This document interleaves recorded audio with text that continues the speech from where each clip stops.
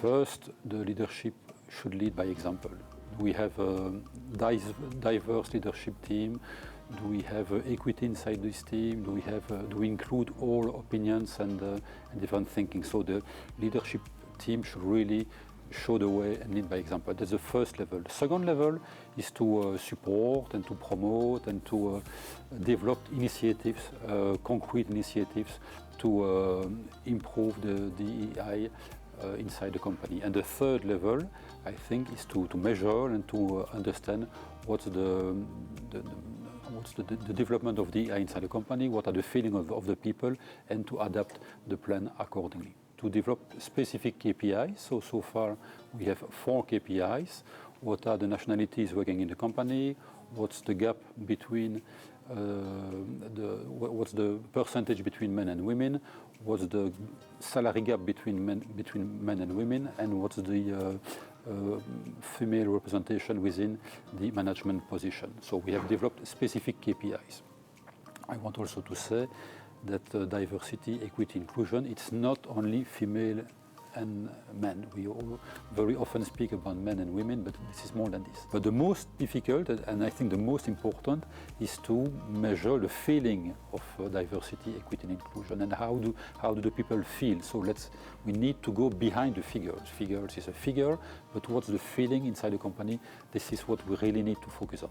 An inclusive organization is an organization where everybody feels included and respected and valued. And now we no longer talk just about DEI, but we talk about DEI and belonging. So the B stands for belonging. And that sense of belonging, I feel, is extremely important and not so easy to achieve. So how to achieve this? It's a little bit, if I can choose an image, it's what I call the stracciatella effect. So when you have a dame blanche, you just have the chocolate covering the top of the ice cream.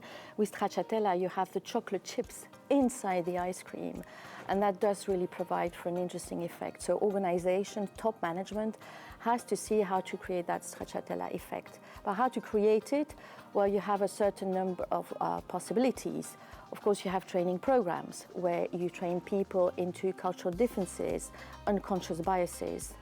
We all think that we don't suffer from unconscious biases, but we all do, whether we like it or not. Other ways, of course, is also during your hiring processes.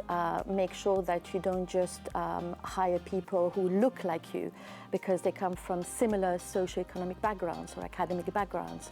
So put around the table people from different backgrounds, recruit several candidates at the same time, what we call collaborative hiring processes. The diversity cannot be there without the inclusion and the equity for me.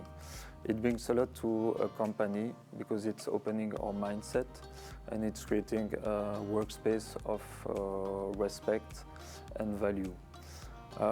It can improve also several things, the employee engagement and the well-being also. And it can also attract and retain talent on the market. Diverse individuals bring a broad range of skills, backgrounds and talents to the company, which can help companies to innovate and evolve.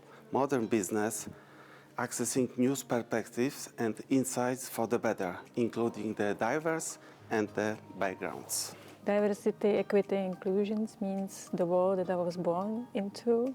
We were born in this beautiful planet that is very diverse, and we are successful as human beings because we were able to use this diversity and to cooperate together. Diversity in the workplace is very important because it brings a lot of different perspectives, a lot of different ideas, and so it can increase dramatically the innovation process, the creativity. By leading by example, creating inclusive policies, providing training and education also. To me, leadership really plays the most important role when we want to promote something so important as diversity, equity and inclusion, because I believe that the leader really has a big impact on our daily work and on our behavior in our work environment. The challenging thing is to open our minds,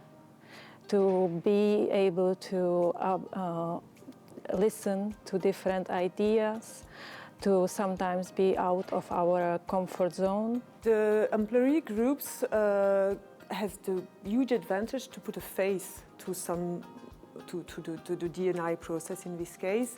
It is not only a concept, it is people that are working for that. Firstly, when you involve the workers in the decision process, you will get closer to the truth. You will find out the true situation.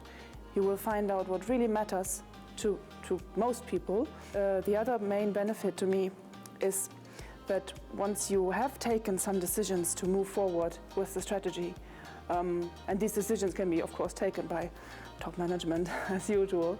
Once you have taken these,